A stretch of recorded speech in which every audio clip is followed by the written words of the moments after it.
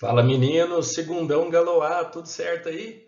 Bom, agora eu vou resolver alguns exercícios sobre o diagrama de fases. Peguei um cafezão agora para dar uma animada, ó, e vamos estudar. Você vai notar que os exercícios são mais teóricos, né? E assim a gente fecha essa passagem aí pela calorimetria, tranquilo? Então vamos lá. Saúde! Bom, pessoal, então vamos rever aqui o diagrama de fases, que nada mais é do que um gráfico, pressão, temperatura, que mostra para cada par ordenado a fase onde a substância se encontra. Essa região sólido, essa região líquido e essa região do vapor. Ainda temos aqui a região do gás, que é aquela definição teórica, acima da temperatura crítica, né? Acima aqui do ponto crítico. Bom, pontos importantes, ó, o ponto triplo, né? Coexistem as três fases simultaneamente. E, claro, as curvas, né? Curva da sublimação, da fusão e da vaporização. Tranquilo? Lembra que esse formato de gráfico é a regra geral. Ou seja, a temperatura de mudança de estado aumenta com o aumento da pressão. Mas nós temos a exceção. Principalmente a exceção que envolve a água, né? A água, ferro, bismuto e antimônio, mas a água, sem dúvida nenhuma, é o mais importante. E a exceção, você lembra, é aqui na curva da fusão. Ó. Ou seja, ao aumentar a pressão, você reduz a temperatura de fusão. Tranquilo? Essa, então, é a exceção que acontece aqui para a água. Vamos, então, resolver os exercícios do material de vocês. Vamos lá, pessoal. Então, o exercício número 1, da página 179, diz o seguinte. Ele te deu os diagramas de fase. Veja que esse aqui é o diagrama da maioria das substâncias. E esse diagrama 2 pode ser o da água. Tá vendo que tem a curvinha invertida aqui, né? Então, vamos julgar os itens. Nos diagramas 1 e 2, as curvas N e A representam a fusão. Então, olha só, essa é a curva da fusão. Essa também é a curva da fusão. Então, beleza, item correto. Nos dois diagramas, o ponto T representa o ponto triplo, situação que coexistem em equilíbrio térmico os três estados da matéria. Legal, né, pessoal? O ponto triplo, muito curioso, né? Vocês assistiram o vídeo que eu mostrei para vocês? Tem apenas um minutinho, uma experiência que faz lá com o ponto triplo. Quer dizer, você tem a experiência que vai baixando a pressão de uma porção de água até atingir o ponto triplo da água, que coexistem os três estados, né, ao mesmo tempo em equilíbrio térmico. Então aqui, frase correta. O diagrama 2 pode representar o diagrama de fase da água. Correto, né? Que é justamente pela exceção aqui da curva da fusão. No diagrama 1, se aumentarmos a pressão sobre a substância que se encontra no ponto S, vamos notar aqui, ó, ponto S está aqui. Então, eu vou aumentar a pressão. Podemos liquefazê-la, o que caracteriza vapor? Então, veja, aqui está o ponto S. Se eu aumentar a pressão, eu vou seguir aqui para cima. Está vendo que vai cruzar a curva da vaporização, ou da liquefação, que é o caso, né? Então, isso pode ocorrer, isso a caracteriza como vapor, então o item também correto. E no diagrama de fase número 2, podemos encontrar a explicação ao fato de que, ao abrirmos um refrigerante que estava há um bom tempo no congelador, mas ainda no estado líquido, congela quase que instantaneamente. Esse é aquele exemplo de sobrefusão, né? Então, vamos imaginar aqui, ó, por exemplo, que ela está exatamente à temperatura de sofrer a fusão, nessa pressão e nessa temperatura. Quando você abre o refrigerante, abre a garrafa, tem uma queda brusca de pressão lá dentro. Ó. Aquele vapor que está lá dentro aprisionado escapa, então tem uma redução de pressão. Essa redução de pressão, o que acontece? Ela solidifica imediatamente, está vendo? A região da fase sólida. Então, o diagrama de fases também pode explicar esse fenômeno. A frase, então, correta. Então, está tudo correto. Legal? Vamos para o próximo. Bom, pessoal, exercício 2 da página 180 é enorme, né? Mas ele vai te ensinar um negócio bacana aqui. Vamos lá. O ar é capaz de reter certa quantidade de vapor de água até atingir uma quantidade máxima de saturação. Quando a concentração de vapor de água atinge essa densidade de saturação, passa a ocorrer condensação do vapor excedente. A umidade relativa do ar é definida como quociente da pressão que o vapor de água presente na atmosfera exerce, pressão parcial de vapor, e da pressão que ele exerceria se estivesse em sua concentração máxima. Essa pressão que o vapor de água exerceria se estivesse em sua concentração máxima é chamada pressão máxima de vapor. A figura a seguir ilustra as pressões máximas de vapor em função da temperatura. Então, essa aqui é a pressão máxima de vapor para cada temperatura do ar. Tranquilo? Eu vou grifar aqui, pessoal, a informação mais importante que ele disse aqui sobre a definição da umidade relativa do ar, que ele vai perguntar aqui embaixo, tá vendo? Calcule a umidade relativa do ar. Então, nós vamos usar essa relação aqui, ó. Muito bem. Quando o ar contendo uma determinada quantidade de vapor de água é resfriado suficientemente, ele pode alcançar uma temperatura na qual sua pressão parcial de vapor iguala-se à pressão máxima de vapor. Essa temperatura é conhecida como ponto do orvalho. Essa temperatura é a temperatura a qual deve se resfriar o ar para que o vapor de água contido nele comece a condensar. Um exemplo é a neblina, que se forma quando a temperatura atmosférica alcança o ponto de orvalho e o vapor de água começa a condensar. O mesmo ocorre quando a água condensa-se na superfície de um copo gelado. Significa que a temperatura desse copo é menor ou igual ao ponto do orvalho. Tá vendo, pessoal? É um texto que está te explicando algumas curiosidades que acontecem no nosso dia a dia. Bom, agora vem a pergunta dele, ó. Em um piquenique, um copo contém chá a 40 graus Celsius, que é a temperatura do ar.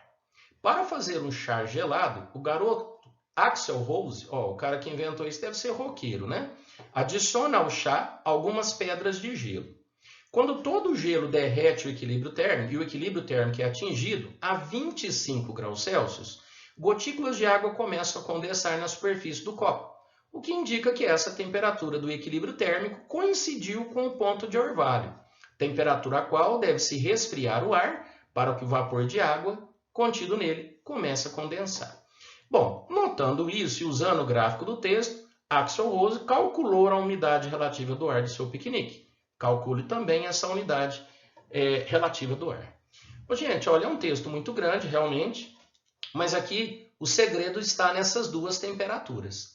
O ambiente local está a 40 graus Celsius. Então, nós temos aqui para a pressão máxima de vapor, 40 graus Celsius, nós temos uma pressão de 50 milímetros de mercúrio. Bom, quando você tem o gelo que derrete, o equilíbrio térmico é atingido a 25 graus Celsius, ele explica então que é o ponto de orvalho, né? Ou seja, o que é o ponto de orvalho? A pressão parcial do vapor se igualou à pressão máxima do vapor.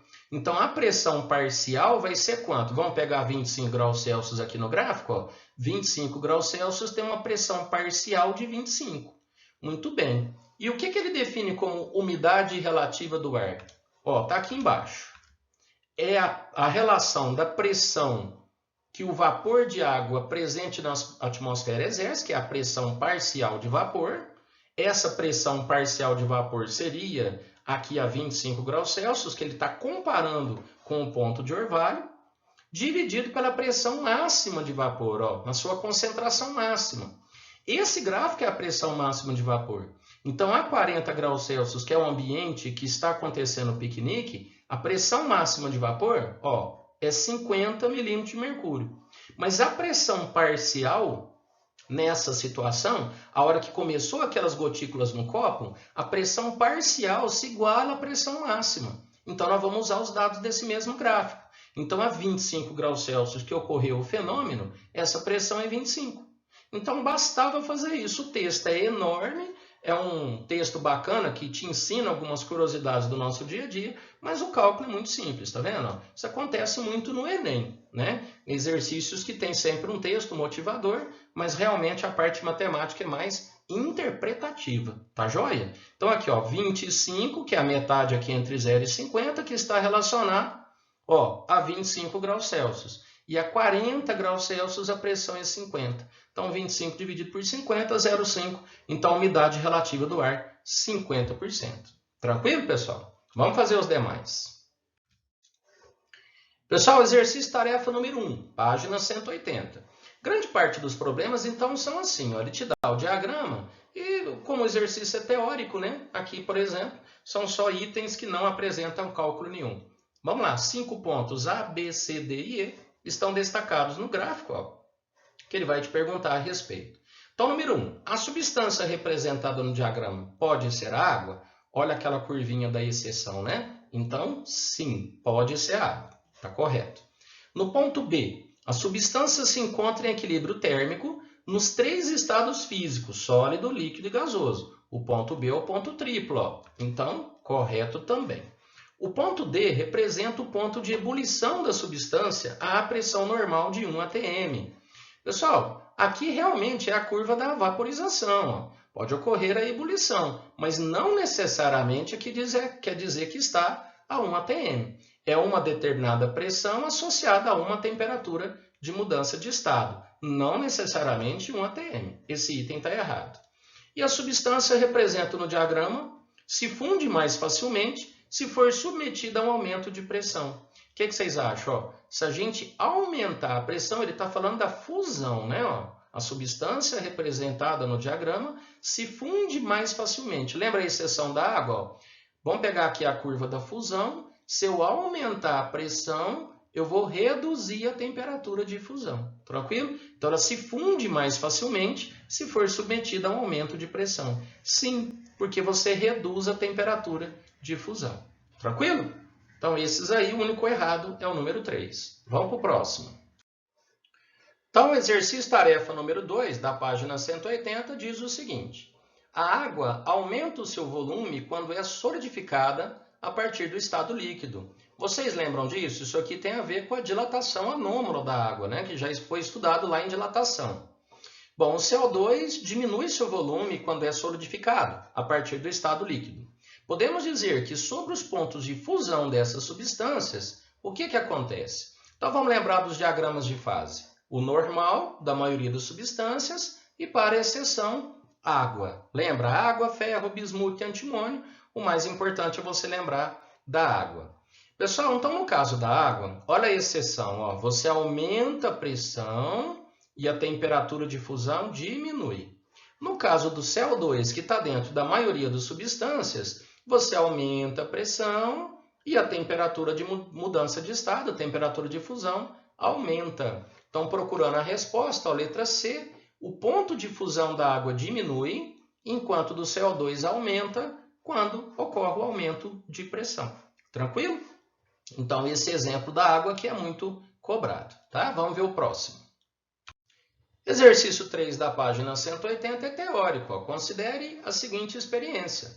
Numa cidade situada ao nível do mar, uma panela com água é colocada sobre o fogo e deixada até a água ferva a 100 graus Celsius. Em seguida, o fogo é desligado e a água para de ferver. Logo depois, é retirado com uma seringa um pouco de água. O orifício da seringa é vedado e o êmbolo é puxado até o fim. A água na seringa começa novamente a ferver. Como você explica o fenômeno? Pessoal, vocês já viram isso? É um barato. Então, na verdade, o que foi feito aí? Você puxa a água com a seringa e a água, lembra, ela estava praticamente o quê? A 100 graus Celsius. Só que esfriou, né? Baixou a temperatura. Agora, veja o que acontece. Quando você tampa o orifício e puxa o êmbolo, você produz ali dentro da seringa uma região de baixíssima pressão. Então, em cima da água fica praticamente com uma pressão muito pequena. Se a pressão ali em cima é praticamente pequena, é uma pressão baixa, a água começa a ferver instantaneamente, mesmo aquela temperatura. Vamos dar uma olhada no diagrama de fases? Ó? Porque agora nós estamos falando da vaporização, né? Então, vamos pegar aqui um pontinho. Vamos supor que esse pontinho aqui ó, indica, por exemplo, a água fervendo a 100 graus Celsius, a pressão de 1 atm. Aí o que aconteceu com a água? A água esfriou, a água passou para 90, para 80, vamos imaginar 80. Só que quando você pega a água 80 e de repente você diminui a pressão dela, que é feito aqui pelo movimento na seringa, ó, você vai produzir dentro da seringa uma região de baixa pressão. Ao diminuir a pressão lá dentro, a temperatura de vaporização diminui também. Ou seja, ela passa a ferver a 60, a 30 graus Celsius, ou seja, a própria temperatura ambiente, tá? Então, como você explica o fenômeno? Simples, ó. A redução, a diminuição da pressão sobre o líquido diminui a temperatura de ebulição e o líquido ferve instantaneamente. Tá joia? Uma experiência fácil de fazer em casa, inclusive. É isso aí, pessoal. Valeu demais, espero que tenham compreendido os problemas. E é isso aí, um abração para todos vocês.